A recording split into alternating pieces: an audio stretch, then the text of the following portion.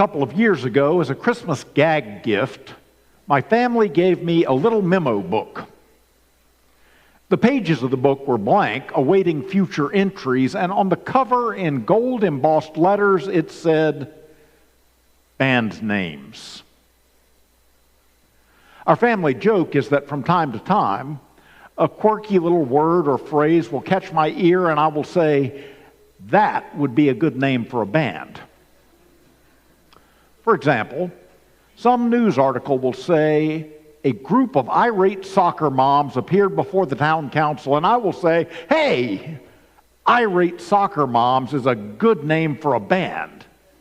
And then to exasperated eye rolls, I'll finish the bit. "Hello, Cleveland, we're irate soccer moms. Are you ready to rock and roll?" Anyway, my family got me this memo book. And it has sat around mostly unused because the joke's not all that great, and I'm really not trying to gather names for when I start a band. But this past week, I nevertheless came up with a new entry for the book. This week's band's name is Elmo and the Zeitgeist. Hello, Cleveland! I'll spare you the rest. But the band's name intrigues me. Elmo? Well, Elmo, of course, is everybody's favorite little ticklish red Muppet from Sesame Street. And Zeitgeist, well, that's a cool-sounding word of Germanic origin. Zeit means time, and Geist means spirit. Sounds like ghost, get it? So taken together, the Zeitgeist is the spirit of the time, the defining mood, what is going on culturally or spiritually or intellectually in a given historical period. So Elmo and the Zeitgeist would be like Elmo and the cultural mood, or Elmo and the way things are right now. And how are things right now? Well, Elmo just found out. I saw a news item on CNN this week, perhaps you did too, and it was the sort of news item that at first appears to be a fluff piece or a human interest story, but then maybe is something far bigger, far deeper and far wider and far heavier than that. The first thing I learned is that Elmo the Muppet has a Twitter feed, which is a way of saying that Elmo has a social media presence, and he sends and receives messages from followers.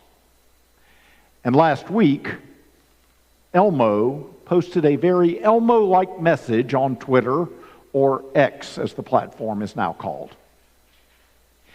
"Elmo is just checking in," he wrote. "How is everybody doing?" And in response to Elmo's innocent question, because he asks no other kind, he got a lot of very frank responses. Some were darkly comedic. "Elmo, each day the abyss we stare into grows a unique horror, one that was previously unfathomable in nature. Our inevitable doom, which once accelerated in years or months, now accelerates in hours, even minutes. However, I did have a good grapefruit earlier. Thank you for asking." But others were real and raw and poignant. "Every morning, I cannot wait to go back to sleep. Every Monday, I cannot wait for Friday to come. Every single day and every single week for life. Elmo, I'm depressed and broke. I'm at my lowest. Thanks for asking. Elmo, I've got to level with you, baby. We are fighting for our lives." And one of the most brutally honest replies, "Elmo, I'm going to be real. I am at my freaking limit." Now, a fair question might be, is that just a bunch of people's seasonal affective disorder talking, or has Elmo inadvertently stumbled into a zeitgeist, a sort of persistent, expansive, and collective sense of, it's hard right now. It's really hard right now. Maybe it's generationally hard right now. Is it just seasonal affective disorder?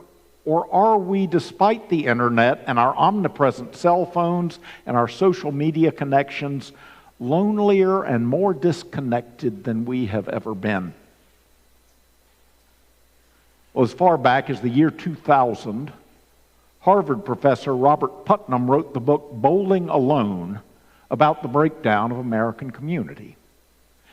I've even referenced it before in a sermon or two. And the catchy title of the book observes that while more Americans are bowling than ever, we aren't joining bowling leagues anymore, participating on teams that meet together regularly and dependably. We're bowling by ourselves. And that same dynamic goes for civic clubs, for service societies, and as we have documented well, churches, whose attendance has been declining for years. And while all of that is old news, the pandemic threw gas on that particular fire, turning our generalized social disconnection into actual enforced isolation from which we have not fully returned. And last May, the Surgeon General published a public health report entitled Our Epidemic of Loneliness and Isolation. It's genuinely a problem for our collective national health. And it's a problem that leads to another problem. Physically isolated from one another, people are increasingly turning to social media for information and connection. And though that sounds good on the surface of things, it's a substitution of pseudo-community for genuine community. While actual human interaction broadens our worldviews and challenges our biases, social media is algorithm-driven to give us more and more and more of what we want and only what we want. The other day, I randomly looked up pergolas online, and now my Facebook feed is filled, and I mean filled, with ads for pergolas. And what social media does with products, it also does with ideas. Gives you more and more and more of what you are looking for. And if someone in your news feed consistently expresses views or opinions that differ from yours, you can unfollow them or unfriend them or silence them or erase them and not deal with them. In other words, unless we're extremely careful, and most of us aren't extremely careful, instead of broadening our worldviews, social media can narrow them. And instead of challenging our biases, it confirms them like a giant echo chamber. So now we aren't merely isolated, we're actually becoming more divided, more tribal, more angry, and less skilled at dealing with our differences. Look no farther than January 6, 2020, to see how easy it is to convene an angry mob across social media. And some of that anger and division has become downright toxic. While acknowledging that one can cherry-pick data points, I did find these stats this week. From 2000 to 2019, even as the total volume of reported crimes nationally decreased by 22%, the volume of reported hate crimes increased by 10% to 7,314 reported incidents. And in 2021, it was up again to 10,530 incidents. And in 2022, it was up again to 11,288 incidents. And they're still gathering data for 2023, but don't expect it to buck the trend. This week, a 17-year-old from California faces charges for filing hundreds of bomb threats and false police reports known as swatting, targeting high schools, historically black colleges, and mosques. And for a certainty, somewhere, another 17-year-old, or 27-year-old, or 37-year-old is going to read that and think that it sounds like a cool thing to do. As I contemplated all of this, I was reminded of the words of William Butler Yeats' poem, The Second Coming, written in 1919. Turning and turning in a widening gyre, the falcon cannot hear the falconer. Things fall apart. The center cannot hold. Mere anarchy is loosed upon the world. The blood-dimmed tide is loosed, and everywhere the ceremony of innocence is drowned. The best lack all conviction, while the worst are full of passionate intensity. A brief internet search revealed a bit of background on the poem. It was written during a time of intense division when the world had been scarred by wars. World War I had just ended. And the planet was just recovering from the flu pandemic of 1918 to 1919. Pandemics and wars. Wow. That all hits a little too close to home. But the particular line, the falcon cannot hear the falconer, fell on this preacher's ear as the creation cannot hear its creator, or we've lost all touch with our better voices, or maybe just we've come unmoored, we're flying blind in ever-widening circles, we've lost our way. And that brought me at last to our sermon text from Isaiah. Now, just a little background. The children of Israel are inhabiting a zeitgeist of despair. It's around 550 BCE, the heart of the great exile, the Babylonian captivity. As the prophet writes, and Jerusalem's greatness is a long-faded memory. In fact, home is a long-faded memory. And the people feel utterly lost and despairing and world-weary. To turn to Yeats' description, it has been a long, long time since the falcon has heard the falconer. And the people are asking, is God here? Is God anywhere near? Does God even care or exist? And into this zeitgeist of despair, the prophet speaks. Have you not known? Have you not heard? Has it not been told you from the beginning? Have you not understood from the foundations of the earth? And then Isaiah prophetically reminds the people of God who laid the very foundations of the earth, who stretches the heavens like a curtain, a God before whom princes, rulers, even empires cannot stand forever. Lift up your eyes on high and see, says the prophet, speaking on God's behalf.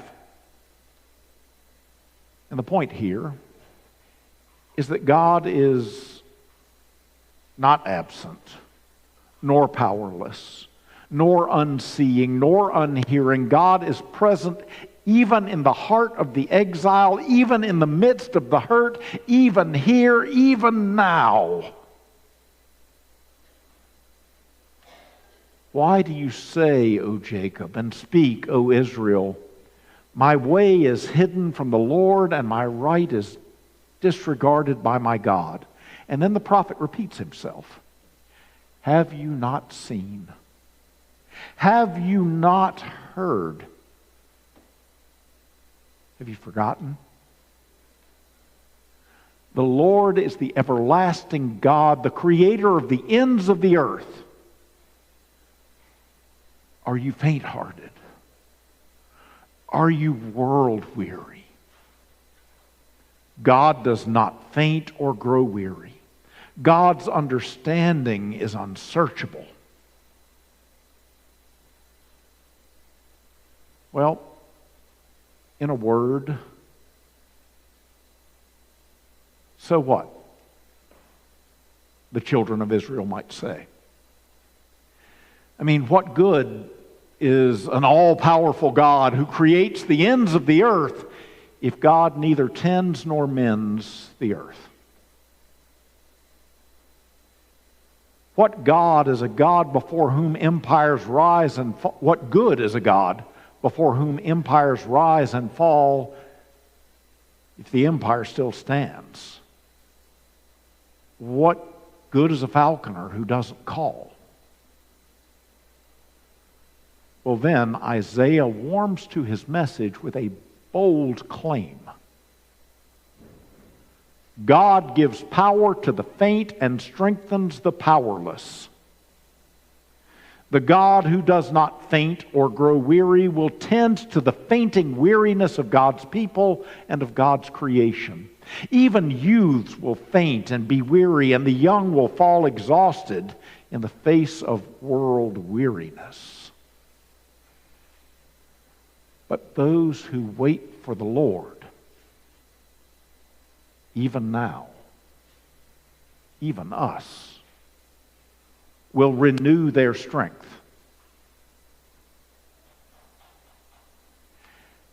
Now wait for the Lord.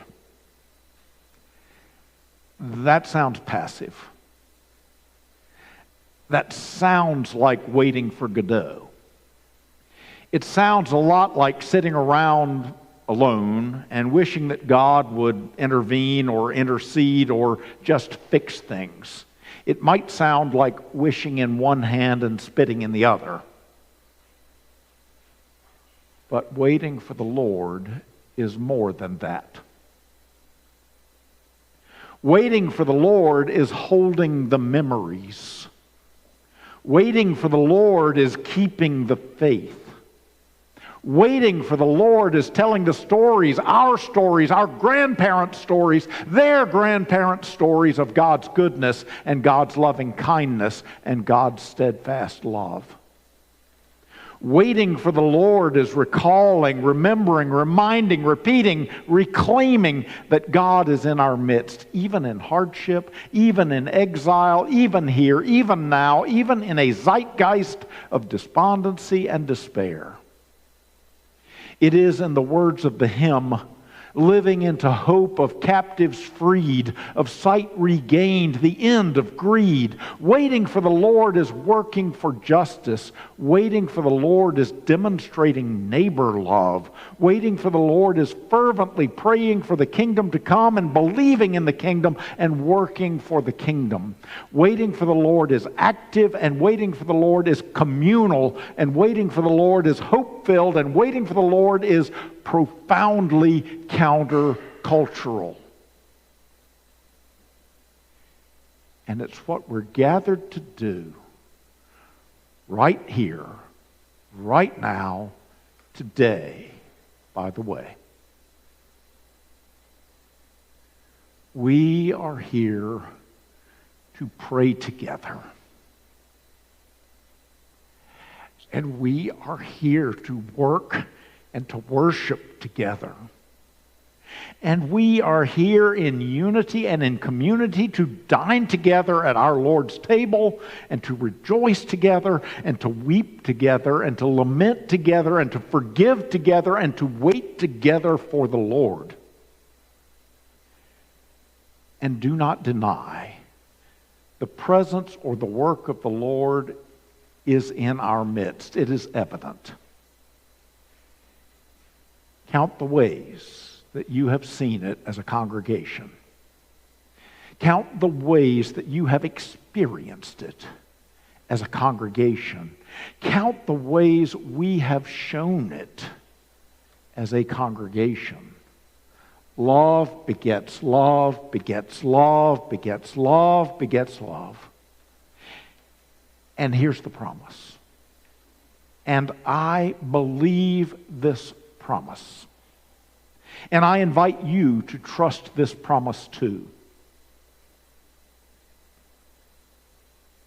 Those who wait for the Lord will renew their strength. They shall run together and not be weary. They shall walk together and not faint. They shall hope together and help each other and hold on together. And together they will wait for the world to change and work for the world to change and worship for the world to change. Together they shall mount up with wings as eagles. Eagles. That would be a good name for a band.